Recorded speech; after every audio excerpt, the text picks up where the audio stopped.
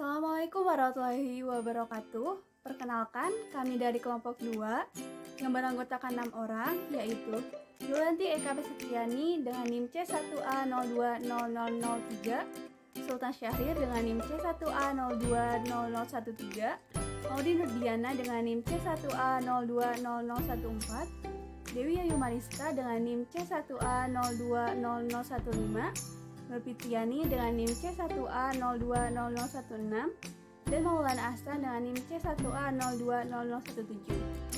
Di sini, kami akan mempresentasikan hasil diskusi kami mengenai model pasar monopoli dan maksimalisasi laba perusahaan di pasar monopoli sempurna.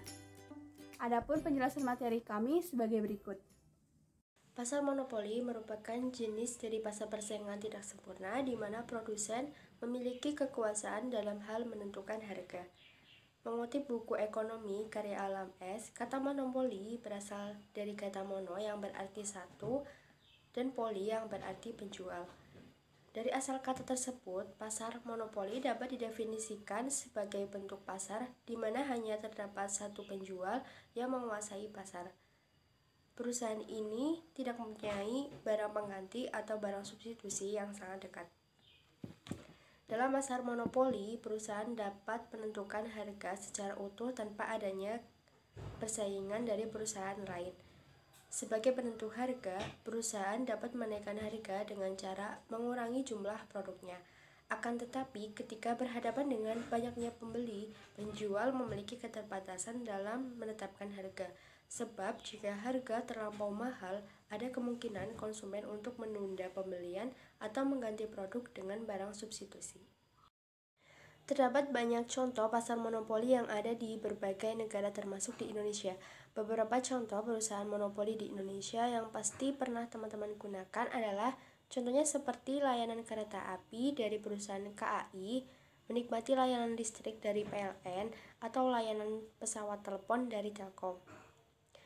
Di luar negeri sendiri, mungkin teman-teman akan akrab dengan Facebook, Google, atau Instagram yang memonopoli layanan media sosial, mesin pencari, dan hal-hal yang berhubungan dengan teknologi lainnya. Pasar monopoli dapat timbul salah satunya karena telah ditetapkan oleh undang-undang. Pemerintah dapat memberikan hak kepada suatu perusahaan untuk menjual suatu produk tertentu. Seperti halnya PT Pos Indonesia yang diberi hak monopoli oleh pemerintah untuk menjual benda-benda pos dan sejenisnya. Selain itu, penggabungan dari berbagai perusahaan untuk menghimpun modal dalam jumlah besar guna memproduksi suatu barang dengan teknologi yang canggih dapat memicu timbulnya pasar monopoli. Pasar monopoli juga bisa hadir karena adanya hasil cipta atau karya seseorang yang diberikan kepada suatu perusahaan tertentu untuk diproduksi. Kelebihan pasar monopoli. Yang pertama, hanya memiliki satu produsen. Keuntungan pasar seutuhnya milik produsen dan tidak ada kompetitor dalam menjual barang, sehingga pesaing pasar juga dapat berkurang. Kedua, penjual bebas menentukan harga produknya. Produsen mempunyai peran dalam menentukan harga barang kepada pembeli, sehingga penjual tetap meraih keuntungan.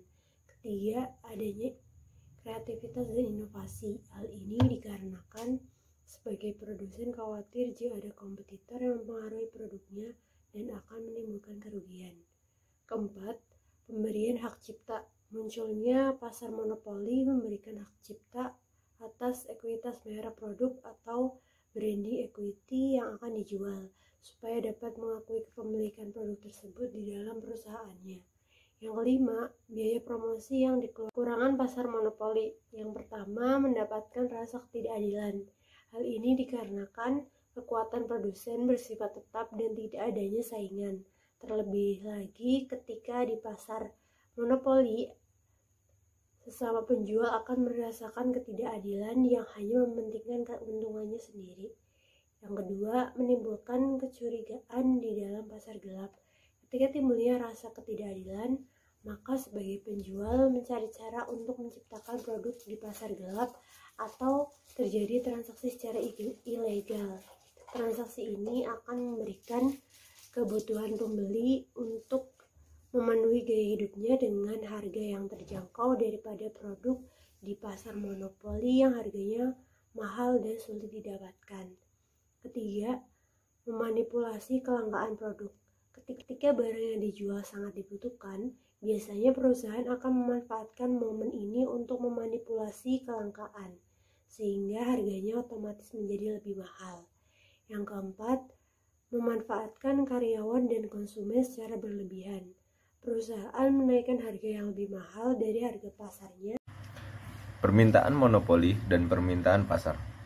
Pada pasar monopoli, permintaan output yang dihadapi perusahaan merupakan permintaan output yang dihadapi industri atau permintaan pasar monopoli itu sendiri.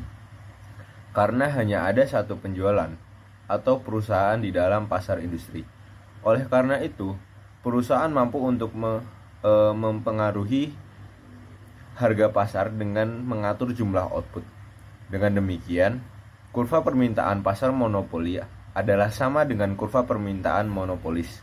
Kurva permintaan tersebut pada umumnya merupakan kurva yang mempunyai slope negatif, yang berarti kenaikan atau penurunan akan menyebabkan penurunan atau kenaikan jumlah output yang dijual. Untuk memudahkan analisis, kurva permintaan tersebut menunjukkan hubungan fungsi permintaan linier dan dirumuskan sebagai Q sama dengan A min BP. Ceteris paribus atau hal-hal lain selain harga dianggap tetap. Slope negatif ditunjukkan dengan tanda negatif pada koefisien B yang menggambarkan pengaruh negatif harga jual P terhadap jumlah output yang dijual Q. Dan besaran koefisien B tersebut adalah perubahan jumlah output akibat dari perubahan harga. Ditulis delta Q per delta P sama dengan min B. Semakin besar slope berarti semakin curam kurva permintaan. Maka semakin besar pula kekuatan monopoli. Penerimaan di pasar monopoli. Pada pasar monopoli terdapat 3 penerimaan sebagai reaksi dari terjadinya penawaran pada pasar tersebut. Ketiga penerimaan penerimaan total atau total revenue. Penerimaan total atau TR adalah seluruh penerimaan yang diterima oleh perusahaan dari penjualan outputnya. Secara matematis, TR merupakan perolehan dari harga jual price atau P yang dikali dengan jumlah output yang dijual atau Q. Yang kedua, penerimaan rata-rata atau average revenue. Penerimaan rata-rata atau ER merupakan penerimaan per unit output yang dijual. ER secara matematis didapatkan dari TR yang dibagi dengan Q. Yang terakhir atau yang ketiga adalah penerimaan margin atau marginal revenue. Penerimaan marginal atau MR adalah tambahan penerimaan perusahaan akibat dari tambahan penjualan satu unit output.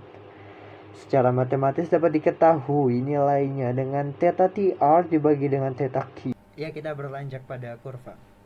Di sini terlihat bahwa kurva marginal revenue adalah garis lurus atau fungsi linear yang mempunyai intercept sama dengan kurva penawaran, yaitu sebesar B0, tetapi mempunyai derajat kecuraman 2 kali lipat yang ditunjukkan dengan besaran slope yaitu 2B1. Kondisi ini dapat diilustrasikan melalui gambar kurva yang telah saya gambar di bawah ini, di mana marginal revenue mempunyai slope 2 kali lebih curam daripada kurva penawaran atau IR sama dengan D. Yaitulah tadi penerimaan dalam pasar monopoli. Keseimbangan jangka pendek pada pasar monopoli. Di dalam penentuan keseimbangan pada pasar monopoli ini digunakan satu asumsi bahwa struktur biaya yang dimiliki monopoli sama dengan struktur biaya yang dimiliki oleh perusahaan dalam pasar persaingan sempurna. Kurva AVC, kurva AC, dan kurva MC berbentuk seperti hiperbola. Satu hal yang penting pada pasar monopoli ini yaitu kurva MC bukan merupakan kurva penawaran bagi monopoli. Untuk mencapai keseimbangan jangka pendek, monopoli akan memaksimumkan laba dengan mengasumsikan MR sama dengan MC. Gambar kurva di atas, keseimbangan maksimum jangka pendek tercapai pada output berada di titik Qmax, di mana MR sama dengan MC pada titik potong kedua kurva tersebut. Harga jual monopoli berada pada titik E dan biaya rata-rata monopoli atau ATC berada pada titik D. Monopolis akan menerima profit ekonomi atas profit supernormal sepanjang harga jual masih lebih besar dari biaya total rata-rata atau P lebih besar dari ATC, yaitu titik E lebih besar dari titik D, sehingga dapat dilihat besarnya profit ekonomi atau profit monopoli pada kurva yang diarsir pada titik B, C, D, dan E. Yang selanjutnya mengenai keseimbangan jangka panjang pada pasar monopolis. Dalam jangka panjang, monopolis mempunyai kemampuan untuk memperbesar skala produksinya atau menggunakan skala produksi yang telah ada untuk menghasilkan output saat profit maksimum. Monopolis tidak mempunyai masalah besar dengan keseimbangan jangka panjang selama dalam jangka pendek ia memperoleh profit maksimum, yaitu profit ekonomi atau profit supernormal. Pada kondisi ini akan ia pertahankan selama mungkin dalam jangka panjang. Kemungkinan itu bisa terjadi karena monopolis dapat memblokir pasar untuk mencegah masuknya perusahaan-perusahaan lain. Profit ekonomi yang dihasilkan monopolis dalam jangka panjang disebut dengan monopoly range, yang biasanya diperoleh atas pemberian hak monopoli karena undang-undang. Jika monopolis tidak dapat mempertahankan profit monopolis, yaitu profit ekonomi sebesar 0, maka ia hanya memperoleh profit normal. Pada kondisi ini, monopolis akan kehilangan profit ekonomi, tetapi ia masih mempunyai kekuatan monopoli atau monopoly power karena harga jual masih di atas biaya marginal atau P lebih besar dari MC. Keseimbangan jangka panjang menjadi masalah bagi monopolis jika dalam jangka pendek ia mengalami kerugian. Monopolis yang mengalami kerugian jangka pendek karena biaya rata variabel masih lebih kecil daripada harga jual. Maka untuk sementara monopolis dapat beroperasi. Untuk mempertahankan posisinya dalam jangka panjang, maka monopolis harus berusaha memperoleh profit.